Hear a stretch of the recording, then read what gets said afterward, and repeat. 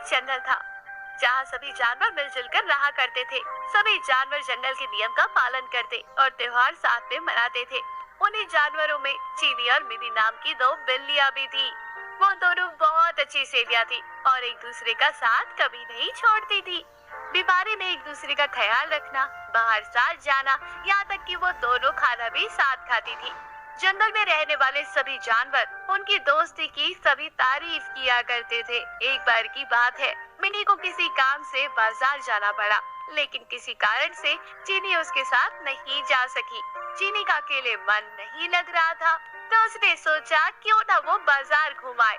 रास्ते में चलते हुए उसे एक रोटी का टुकड़ा मिला। उसके मन में अकेले रोटी खाने का लालच आ गया और वे उसे लेकर घर आ गई। जैसे ही वे रोटी के टुकड़े को खाने वाली थी, तभी अचानक से मिनी आ गई। मिनी ने उसके हाथ में रोटी देखी तो उससे पूछने लगी कि चीनी, हम तो सब कुछ बांट कर खाते हैं और तुम तो मेरे साथ खाना खाती थी, क्या आज तुम मुझे रोटी नहीं दोगी?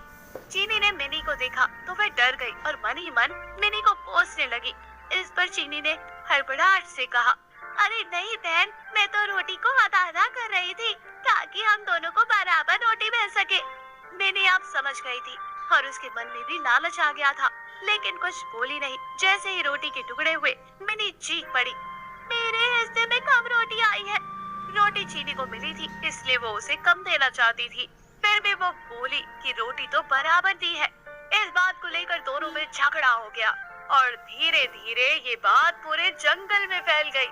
सभी जानवर उन दोनों को लड़ते देख रहे थे। उसी समय वहाँ पर एक बंदर आया और उसने कहा, मैं तुम दोनों के बीच में बराबर रोटी बांट दूंगा।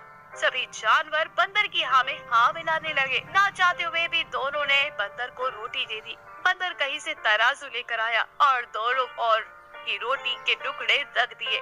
जिस तरफ वजन ज्यादा होता, वो उस तरफ की थोड़ी सी रोटी ये बोलकर खा लेता कि इस रोटी को दूसरी तरफ रखी, रोटी के वजन बराबर कर रहा हूँ।